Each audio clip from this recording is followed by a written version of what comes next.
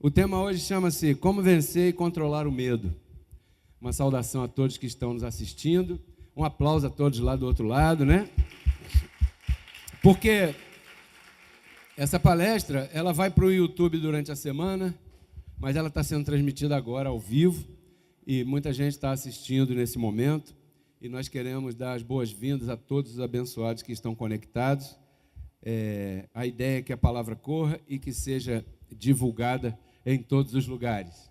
Hoje nós vamos falar um pouquinho aqui, bem rápido, acerca de como vencer e controlar o medo. O medo é algo que todos nós temos. Não vou perguntar de novo se você sente, se você concorda, porque em algum momento você sente medo, né? Existe o medo bom, que é aquele medo que faz você prestar atenção em detalhes que vão te resguardar.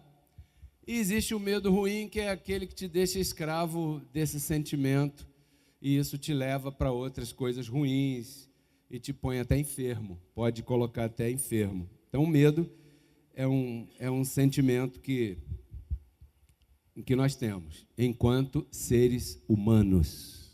Todos temos medo, todos. Mas espera aí, diga comigo: este ano cuidarei da minha mente com mais excelência, para que as palavras que saírem da minha boca manifestem toda a prosperidade de Deus na minha vida e na vida da minha família. Lembrando que o poder da vida e da morte estão na minha boca. Isso é assim. Então, entenda isso hoje, voltando ao medo. O porquê nós sentimos medo, vença-o e controle-o. É possível. Só tem um detalhe: ele vai nos acompanhar a nossa vida inteira. Então, o medo só vai deixar de acompanhar a gente quando a gente sair desse corpo. Você quer sair desse corpo agora? Duvido. Não. Viver é tão bom. Certo? Então, qual é a solução? Controlar ele. Então, para controlar ele, você tem que saber que ele existe e que não tem nada de mal você sentir medo. Não vamos entrar agora em misticismo. Não, mas nós estamos em graça e somos mais que vencedores e tudo posso em Cristo que me fortalece, que o medo ficou para trás. Tá. Vamos vencer e controlar o medo? Por que nós sentimos medo? O medo é uma reação natural, humana. Uma reação animal. É uma reação que está ligada muito à sobrevivência, à perpetuação, sabe? O medo, ele é usado no nosso corpo muito por causa disso. Então, ele faz parte e fará parte da tua vida até o teu último dia. Todo ser humano tem medo em algum momento. Em algum momento você tem medo, sente medo, acorda com medo, sai de casa com medo, vai para algum lugar com medo, ou não vai justamente porque está com medo. Porque o medo está ligado a esses instintos naturais. O medo é uma reação involuntária. É involuntário, hein? Até aqui. Né? O medo é estimulado por alguma causa que te traz estresse. Alguma coisa te acontece e te traz um estresse e teu cérebro é acionado involuntariamente naquele mesmo microsegundo. Pá! Aí. E aí, ele começa a agir. Como é que eu vou me defender desse medo? Dessa situação que me trouxe medo? Exemplo. Você está em casa, tranquilo, de madrugada, deitado, né? Dormindo, relaxado, relaxada, né? E de repente você escuta um grande barulho de uma porta dentro da tua casa batendo. Plá! Qual é a tua primeira reação? Pensar que é um ladrão. Correto? Tem alguém na minha casa que não foi convidado. E isso é assim, ó, que o cérebro ativa isso e agita você, assim, ó, tum. Porque imediatamente, quando você escuta o barulho, parece que pensa naquilo e parece que vem aquela reação, porque alguém que não foi convidado na tua casa de madrugada não pode ser alguém trazendo um ramo de flores. De repente ele traz na mão uma pistola. Olha o medo. E o medo começa a trabalhar com você. Aí você já sabe o que você sente, né? Então, por que você pensa assim? Porque esse é o pensamento natural. Diga comigo, é o pensamento natural. Diga comigo, é o mais lógico. Lógico? Claro que é o mais lógico. Por que você pensa desse jeito? Porque é mais lógico se preparar para o pior. Não, eu tenho que fazer alguma coisa, porque se for um ladrão, ele está com o revólver na mão. E se eu ficar demorando aqui de bobeira, daqui a pouco, quando eu pensar em reagir, o revólver já está na minha cabeça. Então eu vou fazer alguma coisa antes, porque se for um ladrão, eu agi antes e consegui me defender um pouco. E se não for o ladrão, eu saí ganhando.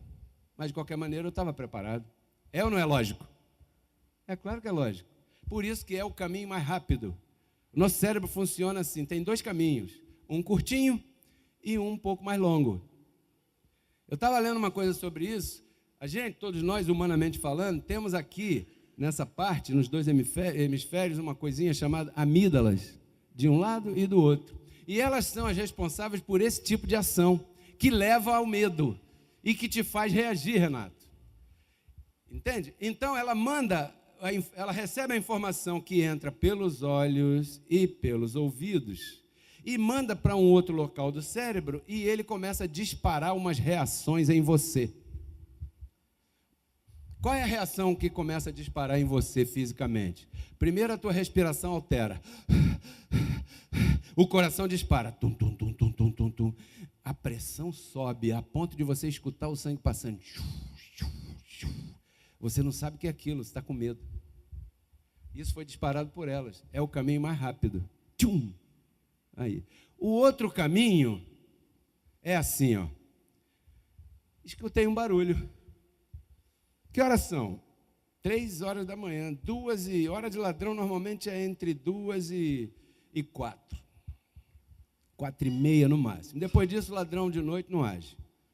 Né? E se você for procurar um ladrão às 6 horas da manhã, pode esquecer, porque essa hora ele está dormindo. Então a hora dele é essa. Você olha, por que horas são? 2 e tal. O que pode ser isso? Esse é outro caminho. Esse é outro caminho que eu estou fazendo. Na amígdala. Ela joga para o outro lado também. Só que esse caminho você rejeita, porque ele é muito longo. Que horas são? Aí você desperta. Espera aí, antes de eu ficar nervoso ou nervosa, eu vou ver as horas. 2h30. Aí, espera aí. O que foi isso? Parece que foi a porta. Será que eu deixei a porta aberta? Eu posso ter deixado a porta aberta. Pode ou não pode? Pode. É possível ou não é? É. E se eu deixei aberta, será que está ventando? Aí deixa eu ver. É. Então isso demora um pouco mais. E para a sobrevivência humana, o que acontece? É mais lógico o outro caminho, você se prepara sempre para o pior. Somado a isso vem as experiências que você passou na tua vida até aqui. Aí você sempre, quando o médico te disser que você tem que fazer um exame, e esse exame tem a ver com alguma enfermidade que você já viu, um sofrimento de alguém que você mesmo já passou, ou que alguém já passou perto de você, você imediatamente pensa o quê? Estou com essa enfermidade. Você nunca pensa assim, o médico pode estar enganado, o exame pode não ser meu, pode ter sido trocado, isso pode não ter nada a ver com o que ele está dizendo, posso estar sentindo alguma coisa, mas pode não ter nada a ver com o que ele está dizendo. E muito menos nessa hora você pensa assim, o Deus Todo-Poderoso está comigo. Isso aí é a última coisa que você pensa de madrugada quando a porta bate e você não sabe quem é. Vamos ser sinceros? É assim, então o medo, ele age com você dessa maneira. Né? Isso se chama medo condicionado. Porque o medo está condicionado ao que você vê na Rede Globo. O medo está condicionado ao que você vai ver daqui a pouco no Fantástico, porque eu sei que você vai ver. O medo está condicionado às notícias da Praça Seca. Né? Aí, nesse caso, a gente poderia dizer assim, está amarrado. aí caberia. Então, é o medo condicionado a uma situação que, quem sabe, nós já passamos em algum momento. Exemplo. Tem alguém aqui que tem medo de cachorro? Eu tenho medo de cachorro. Mas por quê? Porque está condicionado. Outro dia eu descobri isso. Quando eu era pequenininho, lá em Guadalupe, eu fui com minha mãe no açougue, ela lembra disso? E tinha um cachorro lá, e eu estava chupando bala, peguei o papel da bala, brincando com o cachorro e joguei assim. Ah, para quê? O cachorro me deu uma mordida abençoada. E aquelas injeções que tem que tomar todo dia, né? Eu tomei 21, né, mãe? 21, pequenininho, todo dia tinha que tomar injeção.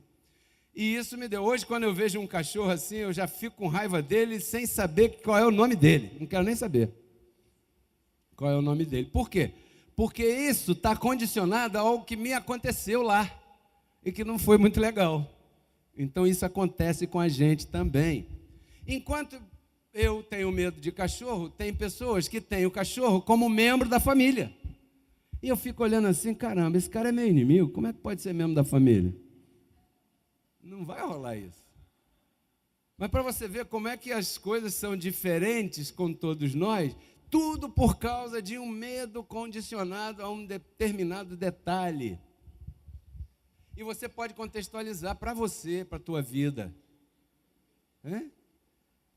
Tem mulheres que abandonaram o fazer sexo porque a primeira vez que fizeram foram maltratadas.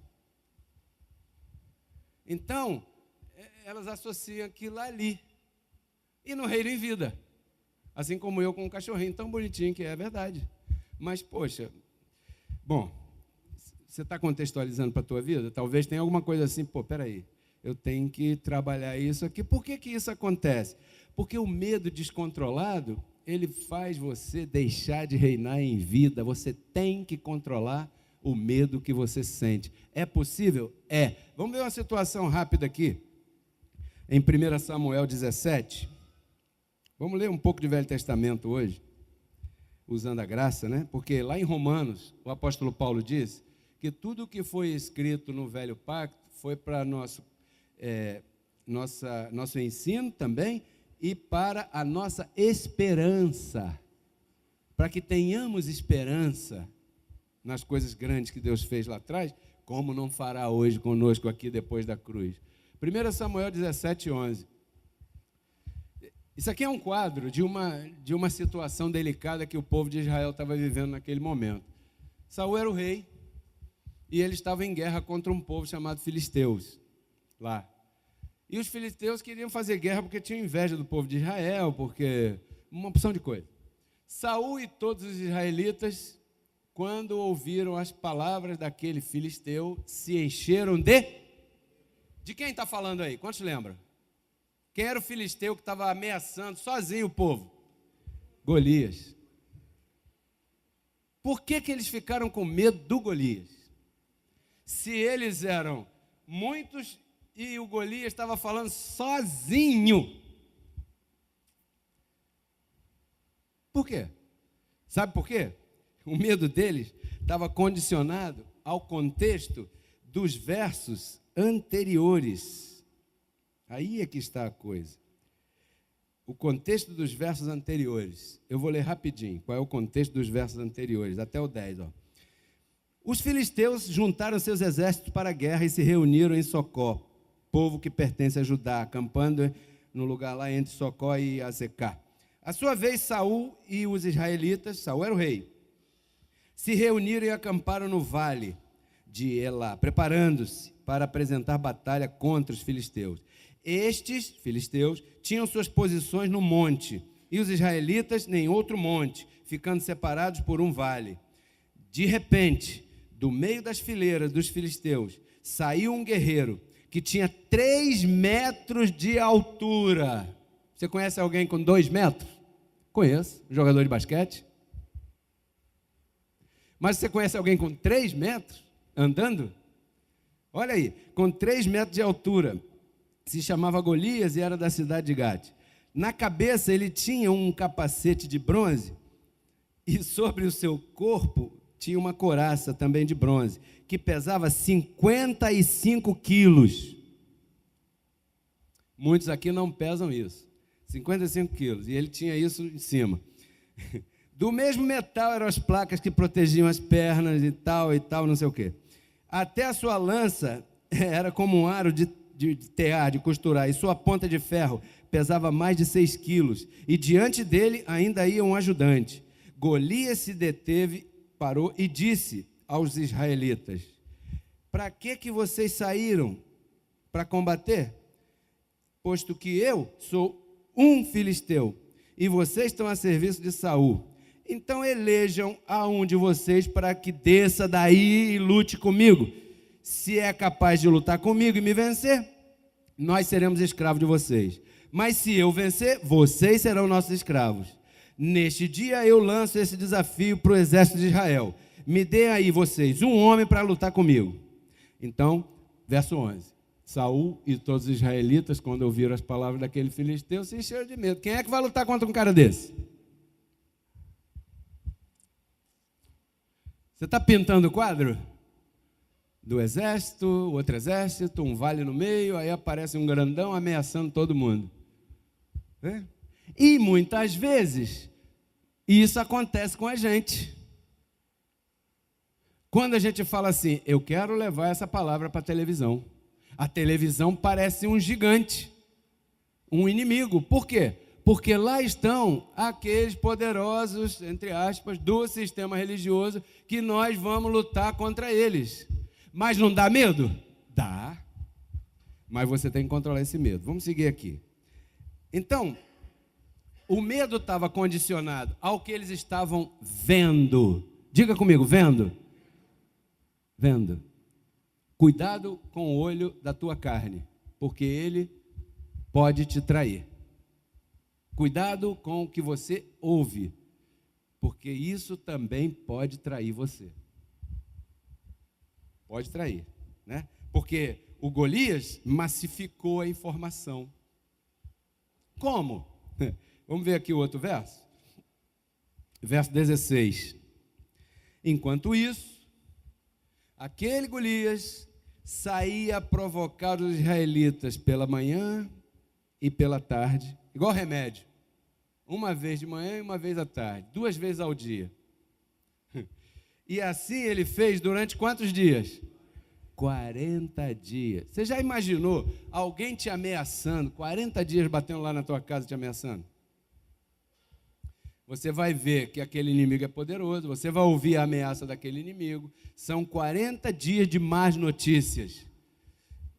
40 domingos vendo Fantástico falando que está tudo ruim, que o tráfico, que a polícia, que o roubo, que a política, que não vai dar certo, que o Brasil vai acabar, que o Pedro Álvares Cabral vai ressuscitar e vai se arrepender de ter chegado aqui, e que tudo. 40 dias você vendo isso.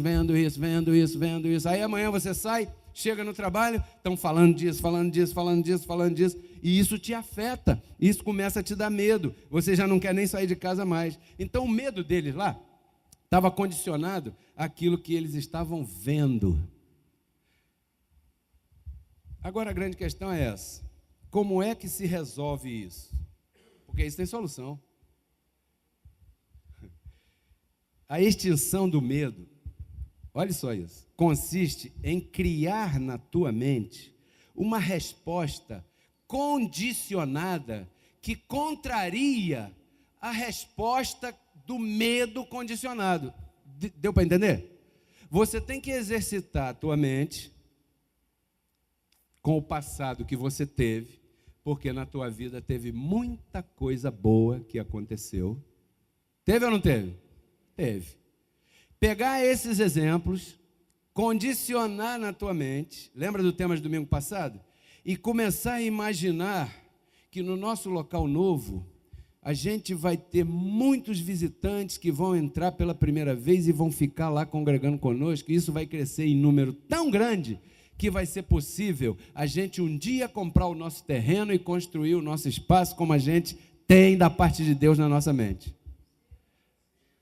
A gente tem que começar a imaginar o sucesso que a gente vai ter.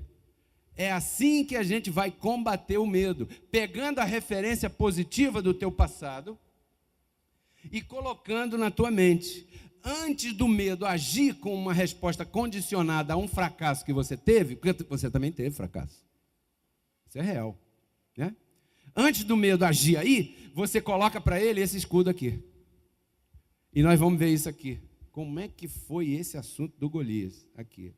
Davi certamente deve ter feito isso, porque Davi não fugiu. Olha o verso 23 do mesmo capítulo, 1 Samuel 17, 23. Enquanto falava com eles, aquele guerreiro filisteu, chamado Golias, da cidade de Gate, né? Verso 23, isso, da cidade de Gate, saiu de entre as fileiras dos filisteus e voltou a desafiar os israelitas como havia estado fazendo até então. Ponto. Qual é a última frase? Davi ouviu. Ouviu e não fugiu. Verso 24. Quando os israelitas viram aquele homem, sentiram muito medo e fugiram da sua presença. Eu vou ler agora aqui. Dizendo, já viram o homem que saiu? Veio desafiar Israel. A quem for capaz de vencê-lo, o rei dará muitas riquezas e dará sua filha como esposa e liberará sua família de pagar impostos. Nunca mais ia ter que pagar impostos aquele que vencesse o gigante lá. Então Davi perguntou aos que estavam a seu lado, o que darão ao homem que matar esse filisteu e apague essa ofensa aí do povo de Israel? Porque quem é esse filisteu pagão para desafiar assim, o exército do Deus vivente? Olha a certeza de Davi. Espera aí, o nosso exército não é o exército angelical? E qual é o problema quando o Bradesco te ligar e dizendo que vai negativar teu nome, vai te perseguir e vai te jogar na lama? Mas o medo de encarar a situação, muitas vezes, faz quando o telefone toca, prim, prim, você, 011, é engano. Ainda mais se estiver numa rodinha de colega. Se estiver sozinho, desliga. Porque você não tem o que dizer. Não pode pagar. Estão te ameaçando. Agora mesmo tem uma correspondência aí que vão me entregar do Ministério do Trabalho, que eu nem me lembrava, agora que eu me lembrei. Está contigo, Léo? Não, está por aí, deve estar por aí. Que no ministério anterior alguém me processou lá, ganhando, bom, esquece. E isso, pô, caramba, como é que vai fazer isso? Não sei. Mas espera aí, olha o que Davi falou aqui. Espera aí. Olha como é que ele bloqueou o medo. Todo mundo fugiu. Davi foi o único que falou assim, espera aí, quem é esse homem aí para vir desafiar aqui o exército do Deus vivente? Maior é o que está em nós do que o que está... Não é assim? Nós não somos mais que vencedores? Quantos estão do lado de cada cruz? Davi não tinha revelação da graça. Davi não conhecia isso. Davi não conheceu José Luiz de Jesus Miranda. Davi não sabia das 14. O apóstolo Paulo nem existia. E Davi falou assim, espera aí. E às vezes a gente falta com isso. Espera aí. Eu sou mais que vencedor, eu agi corretamente, eu tive lisura. Os anjos são testemunha da minha lisura. Se alguém estiver querendo se aproveitar de mim financeiramente fazendo assim, está nas mãos do Deus vivo. E eu vou dormir em paz. Porta pode bater de madrugada que eu não vou sentir medo disso. Você recebe essa palavra? Então, do Deus vivente, onde é que está aqui? Até onde eu li, né? Verso 26. 26 eu li, agora o 27. Eles responderam o mesmo que antes haviam dito, quanto ao que lhe dariam a quem matasse Golias. Porém, Eliabe, o irmão mais velho de Davi, lembra do Eliabe, filho de Jessé, que foi o primeiro que Jessé apresentou ao profeta, pensando que ele seria ungido como rei na casa de Jessé? E aí passaram os filhos todinhos, até que veio Davi e Deus falou com o profeta. Esse aí, esse é o cara, né? Então Eliabe, irmão mais velho de Davi, que tinha ouvido falar, né, com aqueles homens, quer dizer, Eliabe é o irmão mais velho, e viu o irmão mais novo falar com aqueles homens, se meter na confusão. Ficou aborrecido com Davi e disse assim: o que é que você veio fazer aqui? Com quem deixaste as ovelhas lá que estão no deserto? Eu estou sabendo do teu atrevimento, tuas intenções, porque você veio só para poder ver a batalha. E o que fez agora? E respondeu Davi, o que eu fiz agora? Davi disse, se eu apenas conversei com os homens, perguntando. Logo se apartou de seu irmão, e ao perguntar a outro longe do irmão, recebeu a mesma resposta. Alguns que ouviram Davi perguntar, foram contar a Saul, que era o rei. Saul estava cagado de medo lá escondido. E este mandou chamar o Davi. Espera aí, esse cara falou isso, falou, eu quero conversar com ele. Ele mandou chamar, né? Então Davi disse a Saul, ninguém deve desanimar por culpa desse filisteu, porque eu, um servidor de sua majestade, irei pelejar contra ele. Caramba, que coisa... Não podes ir tu sozinho lutar contra esse homem, respondeu Saul, porque você ainda é muito jovem, muito novinho, e em troca, né, ele sempre foi homem de guerra desde sua juventude. E Davi respondeu, quando eu, o servidor de sua majestade, cuidava das ovelhas de meu pai, se um leão ou um urso vinha e se levava e se levava uma ovelha do rebanho, eu ia atrás dele, tirava a ovelha do seu focinho, e se ele voltasse para me atacar, eu pegava ele, agarrava pelo queixo, lhe dava golpes até matá-lo. Assim, se fosse um leão ou um urso, este servidor aqui, de sua majestade, o matava. E a este filisteu pagão vai acontecer o mesmo, porque desafiou o exército do Deus vivente. E agora? Que coisa tão tremenda isso aqui. Desafiou o exército do Deus vivente. Por que Davi tinha tanta coragem? Por que Davi fazia isso? Sabe por quê? Porque um dia o profeta chegou lá, na casa dele, falou para o pai dele, cadê teus filhos? Aí passou 1, 2, 3, 4, você já sabe, até que veio Davi, e Deus falou, unge esse cara, porque esse aí é o meu escolhido. Quantos aqui nessa congregação podem levantar a mão e dizer que são um escolhido? Aí o que o profeta fez? Eu não vou ler não, depois você lê lá. O profeta pegou o óleo, que era o ritual da época, ungiu Davi e foi embora. Não estalou raio, não faltou luz, não tremeu a terra, não aconteceu nada. Ele deve ter ficado todo sujo de óleo. Aí agora? Não, agora você está ungido. Estou ungido? Estou. Mas e daí? Não, Deus tem uma promessa para você, e é essa a promessa. Você vai ser o rei de Israel. Ah, é? É. Vem cá. O que você vai me dar? A coroa? O dinheiro? O trono? Não, eu vou te ungir com óleo. Só isso? Só isso. E depois? Depois pode pastorear o gado. Mas por quê? Porque quando isso for se manifestar, você vai saber. E deve ter passado, ó. Então Davi, com a promessa de ser um escolhido, fazia aquela ruaça toda ali. Ainda pastoreando as ovelhas. E o que você tem feito com a promessa que é o escolhido? Porque você não é promessa, nós não estamos mais no tempo da promessa, nós estamos no tempo da manifestação daquilo que foi prometido. O medo está te dominando? A aparência dos teus olhos mostram, está te dominando? Como é que esse pastor maluco está dizendo que vai para a televisão com uma congregação tão pequena? Pequena? Eu vejo multidões aqui. Como é que ele está dizendo que quer comprar um terreno para fazer um espaço bem bonito, bem legal? Sabe como?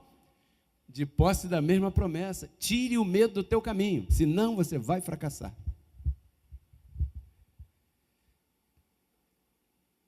Espera aí, onde é que eu estava agora? Me ajuda aí, Cátia. Bom,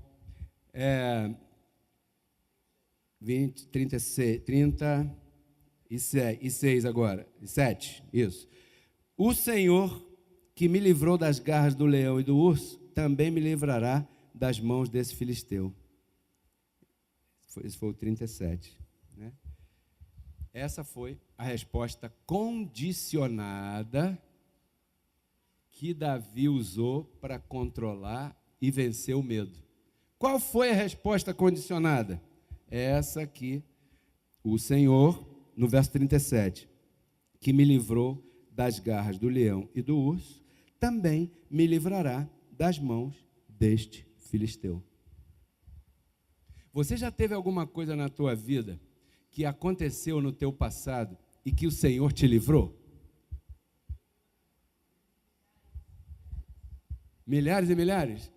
Então isso quer dizer que a senhora tem milhares e milhares de respostas condicionadas para combater o medo que se levantar hoje no seu coração. O Davi não tinha a experiência dos outros, por isso que os outros fugiram. O Davi não. O Davi acreditava naquilo que disseram para ele, porque esse é o mais maluco, né? Quando acredita naquilo que disseram para ele, ele ia lá e arrebentava com o leão e com o urso. E essa era a memória que ele tinha guardada. Ele usou isso para combater o mesmo gigante.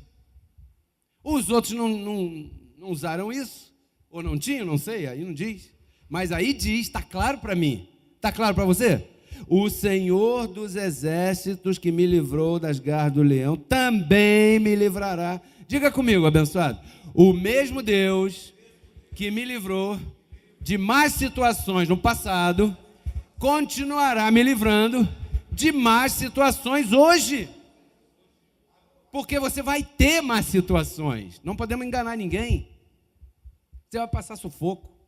Você vai passar dificuldade com teu filho, com tua esposa, com teu marido, no trabalho, no ministério, em todo lugar, toda hora nós somos entregues à morte dia e noite. Isso é outro assunto. Mas toda hora você vai ser testado pelo Senhor. Davi usou a experiência anterior dele. O Senhor que me livrou lá é capaz de me livrar das mãos do Golias. Qual é o problema? Se o Senhor é mais poderoso que tudo isso. E às vezes a gente treme diante de uma situação, né? Porque a gente duvida ou não põe em prática aquilo que a gente diz que acredita. A gente cantou agora uma porção de música bonita, mas amanhã é que vai ser a hora de a gente colocar isso em prática. Vamos colocar em prática? Vencer o medo? Então significa o seguinte: o Senhor já me livrou antes, como não me livrará agora? Pergunto, Davi já era rei de Israel? Ainda não. E o que é que dava essa força a ele, essa convicção? A promessa que foi feita lá por Deus através de Natã, quando ungiu Davi na casa do seu pai. Então eu queria te perguntar bem seriamente, você é capaz de contextualizar tudo isso para a tua vida hoje? Para a gente encerrar a reunião. Quantos são capazes de trazer esse exemplo para a sua vida? Isso te dá esperança? Como Paulo diz, que o Velho Testamento está para nos dar esperança. Se Deus prometeu algo a Abraão e cumpriu, demorou, mas cumpriu. Se Deus prometeu a José e demorou, e às vezes parecia que o diabo estava mais perto de José do que Deus, porque, né? Você sabe a história. Mas cumpriu? Cumpriu. Passou um tempo? Passou. Nesse tempo, para que foi? Exercício. Porque tirar onda com dinheiro é mole. Já ouviu essa expressão? Eu quero ver você dizer que está reinando quando não tem nem água para beber na geladeira. Aí é que é a hora de você exaltar o Senhor, cantar louvores a seu nome, dizer que Ele é o rei da tua vida, dizer que Ele é o único que é digno de receber. O único, e cadê a água? Você não tem nem água? Não importa, o mesmo que já me tirou lá atrás de um problemão, também vai me conduzir em triunfo nesse probleminha aqui. Rapaz, olha só como é que acabou essa história aqui. Finalmente, Olha o que fizeram. Finalmente, Davi pendurou a espada no cinto, tratou de andar assim, porque não estava acostumado com tudo aquilo, mas em seguida ele falou para Saul: Saul, rei, majestade, eu não posso andar com isso, porque eu não estou acostumado a isso. Então arrancou aquilo tudo, pegou um bastão, escolheu 5 pedras, colocou dentro da bolsa que trazia consigo, pegou uma tiradeira, uma funda na mão, né, e foi enfrentar o filisteu. E o filisteu riu da cara dele. Alguém já riu da tua cara? O filisteu disse assim, se acercava pouco a pouco, né? E tal, a Davi. E quando o filisteu viu quem é que ia enfrentar, viu que era jovem, de pele rosada, pele delicada, diz que Davi tinha uma pele bonita e era bem parecido, parece que Davi era bonito, né? Não levou Davi em sério, não levou Davi a sério. Verso 43 diz assim, não, que falou para ele assim: acaso eu sou um cachorro para que você venha atacar-me com paus e pedras? E logo em seguida amaldiçoou Davi e no nome do seu Deus. E também disse a ele: vem aqui que eu vou dar a tua carne como alimento para as aves do céu e para as feras. E Davi respondeu, sabe o quê? Você vem contra mim com espada, com lança, com ameaça, com advogado, com dinheiro, com aparência, com carrão, com não sei o quê, mas eu vou contra ti em nome do Senhor Todo-Poderoso, o Deus dos exércitos de Israel, aos que tu desafiaste. Agora, olha só isso, ao que tu desafiaste, agora o Senhor te entregará em minhas mãos, e hoje mesmo eu te matarei, e te cortarei a cabeça, e os cadáveres do exército filisteu, eu os darei às aves do céu e às feras, assim todo mundo saberá que há um Deus em Israel. Bom, a história, para encurtar, é o seguinte: Davi pegou uma pedra, rodou lá e jogou, acertou na testa do gigante, o gigante não falou nem ai, a Bíblia diz que ele caiu de frente, tum. Sabe o que Davi fez? Não foi fazer churrasco.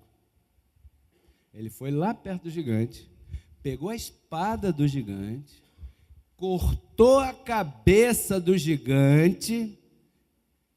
Aquilo que te oprimiu uma vez, quando tiver derrotada, você deve cortar a cabeça disso, para que ela não ressuscite na tua mente.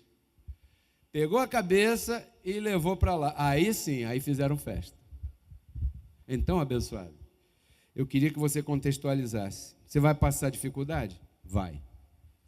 O medo vai chegar na tua vida? Vai. Como é que você vai controlar e vai vencer esse medo? Da mesma maneira, utilizando o que Deus diz de você. Quais são as tuas armas? Uma tiradeira e uma pedra? Não. Tuas armas são Romanos 8:37. Diga comigo: sou mais que vencedor em todas as situações. Tuas armas são, por exemplo, Efésios capítulo 1, verso 3. Diga comigo, eu sou abençoado com todas as bênçãos. Tuas armas são 2 Coríntios capítulo 8, verso 9. Ele se fez pobre para me fazer rico. Então o que é que eu sou? Um rico do Senhor. Essas são as nossas armas. Colossenses 2:10. Nele estamos completos. Hebreus 10:14. Fomos aperfeiçoados com quantas ofertas? Hebreus 2:14. Ele destruiu o diabo para sempre. Na tua vida não paira nenhuma maldição. Davi foi capaz de vencer aquilo lá com a experiência que ele teve depois daquele momento. Você é capaz de vencer o que se apresentar a você com a palavra que você tem na tua mente. Use. Você tem a maior ferramenta do mundo para ter sucesso: a palavra e a boca. A palavra e a boca. É muito fácil saber o que está no coração de alguém. É só escutar essa pessoa 5 minutos. Não precisa mais que isso. Porque daquilo que está no coração sai pela boca. A palavra e a boca. Eu te declaro reinando essa semana. Porque Cristo na cruz não transformou a nossa carne, né? Ele resgatou o nosso espírito. A Bíblia diz que Deus estava em Cristo, reconciliando consigo os seus filhos, né? E nos entregou a palavra da reconciliação. E a palavra da reconciliação é essa que nós pregamos, tá?